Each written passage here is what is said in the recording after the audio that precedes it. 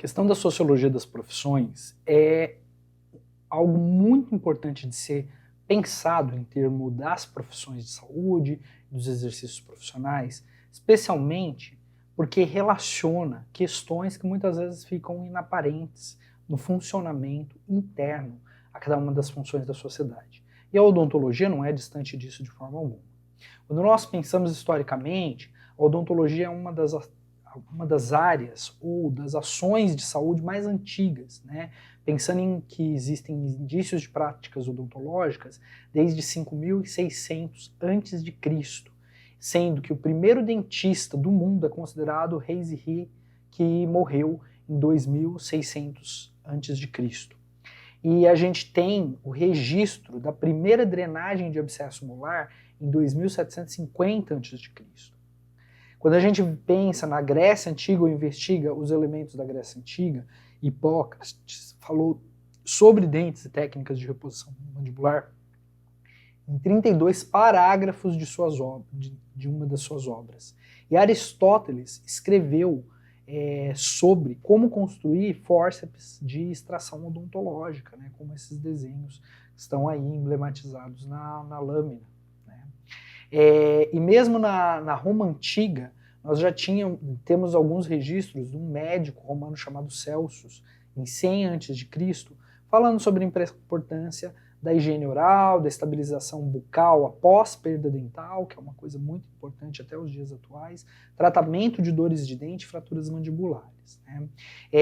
O próprio Leonardo da Vinci foi quem fez a diferenciação entre molares e pré-molares. E nós temos como um grande marco da diferenciação da odontologia ou da ciência dental em relação ao restante das áreas da medicina, Pierre Fauchot, que é considerado o Fouchard, como dizem alguns, o fundador da odontologia moderna, que defendeu na França a independência das ciências bucais em relação às ciências da saúde em geral.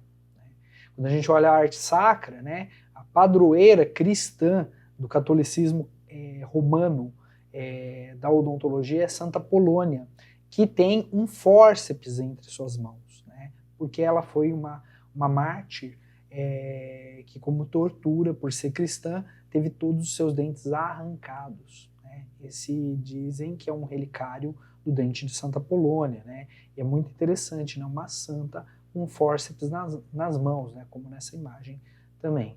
Né. Essa questão, o fórceps é algo muito antigo, como a gente viu um registro desde a Grécia Antiga, já tinha a ideia, né, da utilização de alavancas e fórceps, e essa é uma caixa de atendimento odontológico do século XIX, para a gente notar, né, que muitos dos instrumentos até hoje utilizados são os mesmos. Particularmente no Brasil colônia, como tinha uma ação um envolvimento muito grande na produção açucareira, os negros e os indígenas envolvidos apresentavam muitas dores de origem dental. Né? Nós tínhamos os chamados mestres cirurgiões e barbeiros, que eram os profissionais que cuidavam através de cirurgia, sangramento e arrancavam dentes da população. Em 1521 foi expedida a primeira carta de ofício de barbeiro, que era a nossa profissão, no Brasil. Em 1631, uma carta que precedia a confirmação de 2 anos de experiência de barbeiro, legitimando aquela pessoa para o exercício profissional. E há que se lembrar que o mártir brasileiro, né, Joaquim José da Silva Xavier, tem como alcunha Tiradentes, porque ele era cirurgião barbeiro e teve um papel predominante e muito influente dentro dos pensamentos de independência do Brasil. Claro que, né, ele foi morto e não chegou a ver a independência do Brasil em 21 de abril de 1792, mas ele exercia como função as atividades odontológicas. Né? Na República, nós temos na Revolução de 1930 a criação dos sistemas regulatórios educacionais e profissionais e a criação do Ministério da Educação e Saúde Pública, né, por Vargas, né, no Estado Novo. Em 1934, o exercício da odontologia deixou de ser permitido a quem não fosse diplomado por uma escola federal ou alguma instituição equiparada. Em 1960 surgem os sistemas de conselhos e são criados os conselhos regionais de odontologia para exercício das profissões. E aí vem a questão, o que é uma profissão? Né? As profissões, elas lidam com atividades intelectuais, mas com grande responsabilidade individual também, não é só a questão teórica, mas muito prática. Né? E os materiais básicos de cada profissão são extraídos da ciência e do conhecimento teórico. Né? Não é simplesmente uma ação, mas uma ação pensada orientada a partir da ciência. Né? E tem que ter uma aplicação prática e útil para a sociedade, transmitida através de ensino formalizado e que, para ser considerado profissão, necessita a auto-organização em associações ou grupos semelhantes. Né? E num caráter final, as funções das profissões são de reconhecimento da sociedade, portanto, os membros de cada profissão têm motivações altruísticas de auxílio ao próximo. Em termos de características, portanto, nós vamos ter o que Friedson chama de conhecimento esotérico, ou seja, próprio de cada profissão, que só ela tem, apesar de que nas grandes áreas existem conhecimentos comuns. Uma formação por tempo prolongado para que um profissional se estabeleça, monopólio de saber, ou seja, algo que somente aquela profissão saiba e faça, controle do seu próprio trabalho e a capacidade de atividade autorregulatória. No caso nosso da odontologia, nós estamos falando dos padrões exigidos e vigiados e controlados e regulados no nosso caso, do Conselho Federal de Odontologia, através de seus conselhos regionais. Né? E isso dá a ideia de corporação, um corpo de várias pessoas que desempenham a mesma função. E Maria Helena Machado, em 1995, afirma: todas são sistemas de competição entre indivíduos. Então, por mais que os indivíduos compitam no mercado, as profissões cuidam para que as outras corporações não desempenhem a função que cada uma delas tem como exclusividade. Ainda nesse ponto do que são profissões, Freitas vai defender que ela se relaciona com atividade autônoma e legítima, organizada e pelo controle de seu próprio trabalho, o que significa direito exclusivo de determinar como e quem pode exercê-la legitimamente. Um direito, né, que deve ser dado para que a própria profissão regulamente seus parâmetros. E aí a gente tem, a um lado, o caráter técnico de como fazer as coisas e, de um outro, uma linguagem própria de cada profissão. Os autores que vão trabalhar profissionalismo defendem que essa questão do conhecimento exclusivo e, ao mesmo tempo, abstrato, científico, ser pensado, é uma característica importante dentro das profissões e que uma característica que define a diferença entre uma ocupação e uma profissão, entre outras, é que quem pratica uma profissão pratica em tempo integral e tem seu ganho de remuneração oriundo dessa atividade. Né? Para isso, para que haja um certo padrão, existe uma ação regulada de normas e modelos que são identificados como de comum a todos aqueles que fazem parte da atividade profissional e são regulados principalmente por esse sentimento de pertencimento, dessa identidade, essa identificação com pares e um sentimento de coletividade. Quanto mais tempo a gente passa numa profissão, mais a gente se vê enquanto profissional e fala como um profissional dessa área. De forma que a gente vai ter uma organização de mútua identificação dos interesses distintos dentro da própria categoria, mas numa perspectiva única. Né? O controle de acesso, seleção, projeção e regulação dos participantes através de um código de ética que norteia a conduta profissional é fundamental. Afinal de contas, as pessoas podem ter seu exercício profissional cassado caso elas firam, por exemplo, o código de ética ou as normas aceitas por determinada corporação em determinada época. Né?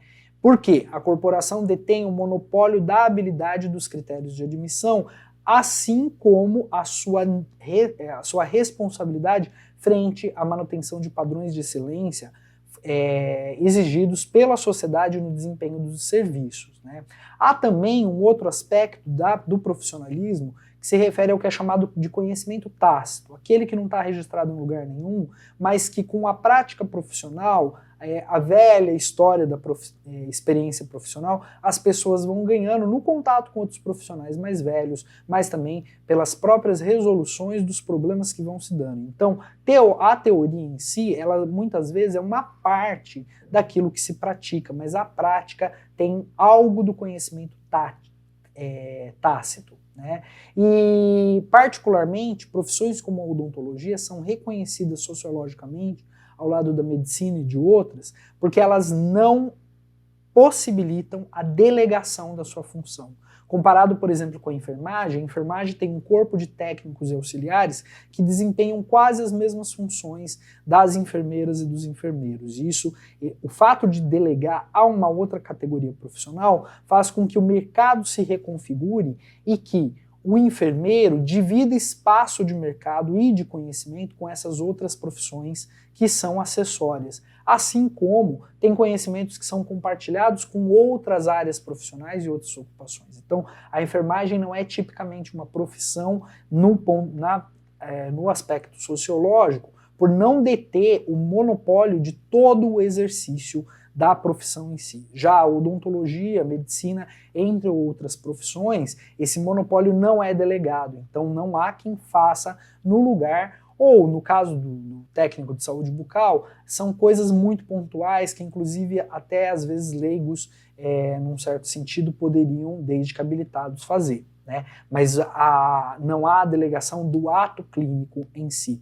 E esse panorama traz desafios às profissões, até pela questão de que são muitas profissões dentro do mercado competindo, muitas vezes pelo exercício de questões que são próprias de cada uma e que, né, a gente vê, por exemplo, o ato médico que aconteceu alguns anos atrás, delegando apenas à medicina determinadas ações, enquanto a odontologia e outras profissões não, ou a prescrição somente 3 profissionais são prescritores, né? O médico veterinário e o cirurgião dentista. No caso das profissões de saúde humana, somente o médico e o médico veterinário. Né? Nesse sentido, há uma grande conexão entre a base de conhecimento e o mercado de trabalho, mas nem sempre o mercado acompanha a base de conhecimento. A participação política é outro ponto importantíssimo, porque quanto mais os grupos de interesse têm representações políticas no Estado e frente aos indivíduos, mais eles vão colocar suas vontades corporativas fazendo-se valer. E as questões éticas e culturais, com toda certeza, são fundamentais, né? Como, por exemplo, em que nível nós devemos atender todas as pessoas, até quando, né? Ou qual é o preço que se deve cobrar, né? Tem desafios econômicos muito fortes, até porque a gente vive hoje um panorama de mercado globalizado e as profissões se regulam de maneiras muito diferentes entre os países do mundo. Né?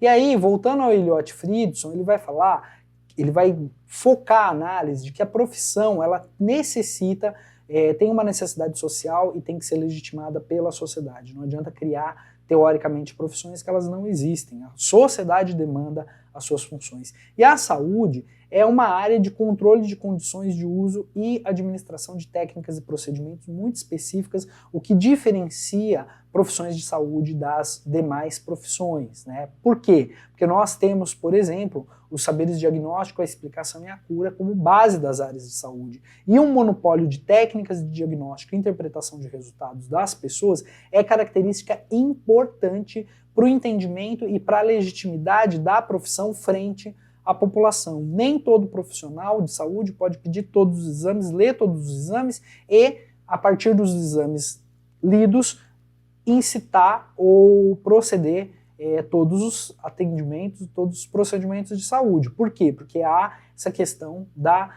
divisão de poderes e de exercícios profissionais. Né? Então, cada área na saúde tem um agrupamento de conhecimento, critério prático e intervenção clínica coerente com sua própria corporação. Nós temos um panorama, desde a década de 80, de mudança das práticas liberais na saúde, particularmente na medicina e na odontologia. E a autonomia do profissional e a concepção liberal, né? Então a ideia de ser um profissional liberal é algo que sempre regulamentou a identidade do médico e do dentista. No entanto, nós temos problemas com isso. Né? O profissional, como diz Freitas, comercializa seu próprio serviço no mercado, determinado diretamente a remuneração do seu trabalho e a construção de laços com a clientela, a livre escolha do paciente enquanto paradigma de liberalidade. Mas a gente tem novas formas de inserção dos profissionais no mercado, com novas relações de trabalho e clientela. E aí a questão da autonomia, que é uma questão essencial da prática cotidiana para o profissional profissional liberal, me perdoem, está em questionamento constante. Afinal de contas, nós temos uma importante mudança na relação entre emprego público e a prática privada, e dentro da prática privada,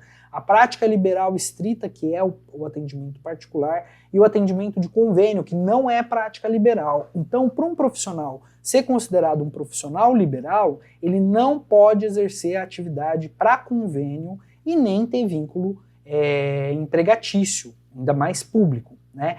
Num panorama em que a odontologia entra em crise, assim como a medicina, mas mais ainda a odontologia, poucos são os profissionais que conseguem manter um padrão de classe média e classe média alta por remuneração exclusiva de atividades particulares e privadas sem a necessidade de convênio ou de algum nível de vínculo empregatício, né?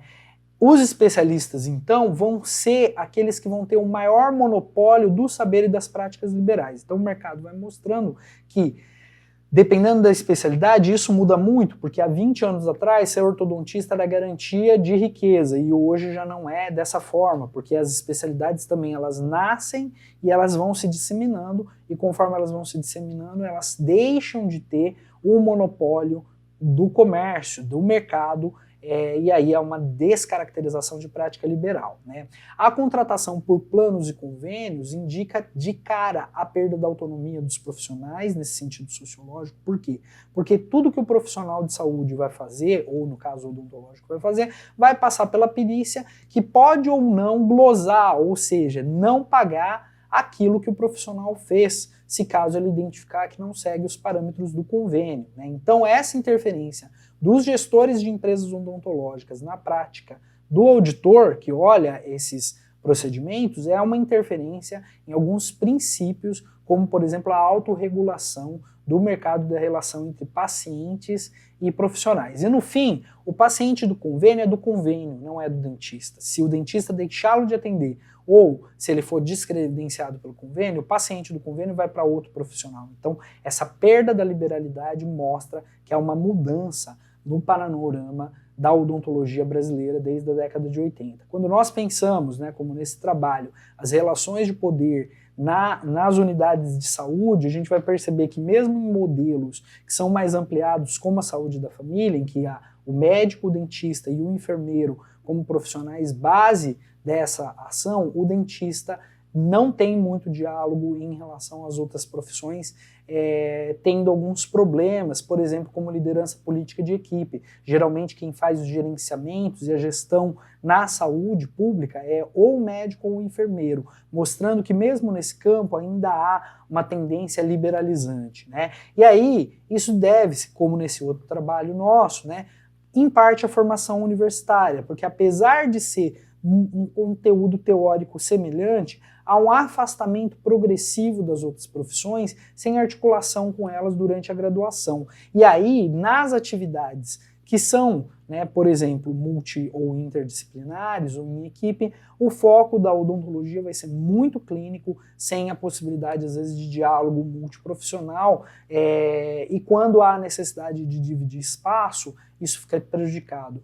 É assim na saúde da família, mas é assim também nos hospitais, né? Os dentistas raramente são entendidos como da mesma importância que o profissional médico, por exemplo, mesmo atuando em campos super complexos e de super difícil acesso, como cirurgia bucomaxilofacial. É um campo de tensão, né? Quando a gente vai analisar o mercado odontológico no Brasil, a gente vai perceber que o Brasil é o país que tem o maior número de profissionais de odontologia do mundo em solo, 25 a 27% dos dentistas do mundo inteiro estão em solo brasileiro, distribuídos de maneira muito desigual entre os estados do país, mas numa média geral nós tínhamos em 2019 318.908 dentistas credenciados segundo o Conselho Federal de Odontologia. Né? Nesse sentido dos número de profissionais, né, uma coisa muito importante para o mercado de trabalho e para a sociologia das profissões, nós tínhamos um cirurgião dentista para cada 645 habitantes, quando a Organização Mundial de Saúde diz que o necessário é 1 para 1.200. Então nós tínhamos, em média, no país inteiro, o dobro de dentistas do que precisaríamos para ter uma boa saúde bucal e um bom mercado de trabalho. Né? Por quê? Porque entre 2015 e 2019, esse processo de aumento do números e vagas de odontologia no Brasil continuou crescendo, um panorama que vem da década de 80, mas que só nesses 4 anos cresceu em 87% o número de profissionais. Se eu tenho mais profissionais, eu vou ter um mercado muito piorado para cada um deles, né? Passando de 2015 a 2019, de 220 para 412 faculdades de odontologia no país. Essa é a distribuição da relação cirurgião-dentista por habitante. Então a gente percebe que nos grandes centros, particularmente litoral do Nordeste, Sudeste e Sul, há um esgotamento, uma grande concentração de cirurgião-dentistas quando comparado com o restante do país. Então o mercado de trabalho é muito piorado nessas regiões. Esse estudo é muito interessante, que fala sobre a tendência de força de trabalho de 2007 a 2014. Né? Nós percebemos que no Brasil nós temos um número de cirurgiões dentistas clínicos gerais quase equiparado ao número de especialistas, né? Em termo geral. No setor público isso vai ser um pouco mais desigual do que no setor privado. Né?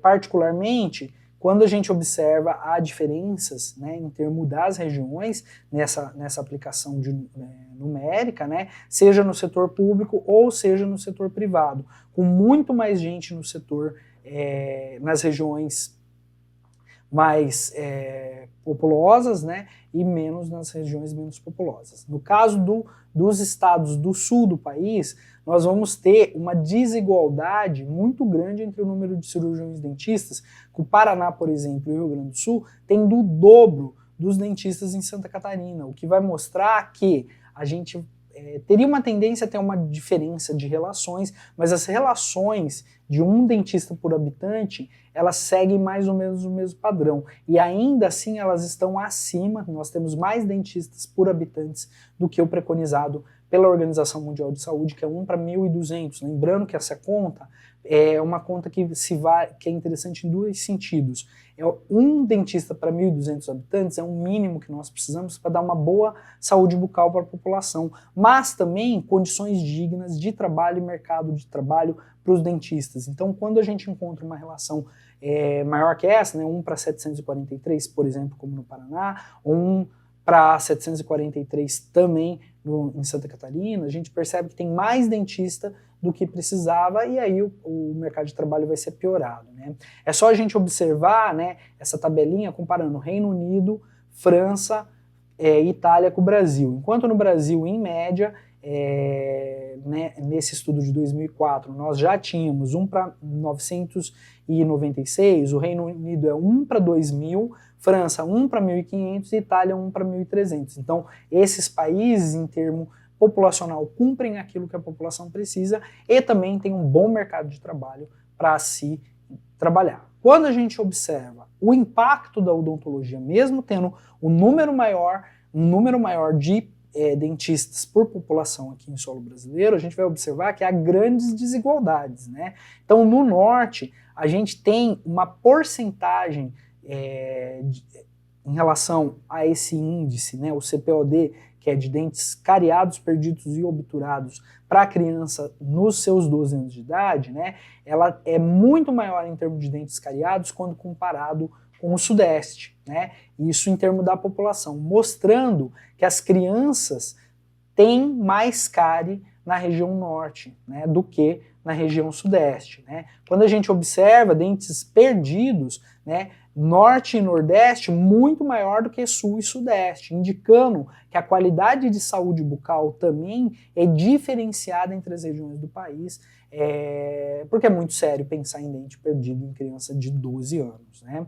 Se a gente vai avaliar a população brasileira a partir das faixas etárias, nós vamos observar que as pessoas de 65 a 74 anos têm uma porcentagem de dente perdido muito gigantesca, mostrando a falha da odontologia em relação à população em geral, né? E os dados de uma pesquisa importante, a última que existiu, infelizmente, de saúde bucal na população brasileira, mostra que aos 65 anos ou mais, né, 17,4% dos brasileiros nunca tinham ido a um cirurgião dentista na vida, mesmo com essa quantidade imensa que nós temos de profissionais no Brasil. 28,9% só utilizavam o serviço público, né, indicando que ou a gente tem pouco serviço público à disposição desses idosos ao longo das suas vidas, ou ainda a prática privada é o que prevalece quando do atendimento às pessoas, né? Somente 36,8% desses idosos foram procurar tratamento, o restante era extração ou em caso de urgência e emergência, apontando para um cuidado descontínuo à população, né? Então, nesse sentido, essas reflexões vão levar a gente a entender que a nossa profissão tem um conhecimento muito importante, ela é um saber esotérico, no sentido que ele é exclusivo ao cirurgião dentista, nem o médico estuda ou sabe, afinal de contas, estudamos o sistema estomatognático por pelo menos 5 anos, né? Quando na medicina isso são elementos de um curso também integral, mas de 6 anos de duração. E o nosso é um curso de 5 anos, prolongado, de tempo integral, de entendimento das questões relacionadas a todo o sistema estomatognático. Nesse sentido, nós temos também a melhor odontologia do mundo no Brasil, não só o maior número de dentistas, mas a odontologia com as técnicas mais avançadas do mundo. E ainda assim, nós temos um problema de mercado de trabalho agudo, profundo, com terceirização e precarização do serviço odontológico, levando cada vez mais os dentistas a recorrerem a convênio ou a se desesperarem nos concursos públicos, que geralmente são os concursos mais concorridos da saúde, são aqueles quando se abre uma vaga no setor público para os dentistas, né? E, paralelamente a isso, uma população que ainda carece agudamente de saúde bucal e de serviços odontológicos, né? O que faz a gente refletir em termos de sociologia das profissões que há uma questão a ser enfrentada por todos e todas nós para melhoria da saúde bucal da população, assim como valorização e melhores condições de vida para nós enquanto profissionais. Espero que esses princípios te façam muito sentido e possibilitem que você reflita sobre os caminhos profissionais para se tornar cada vez mais um profissional muito crítico e ao mesmo tempo ativo em relação à população e à própria categoria como um todo.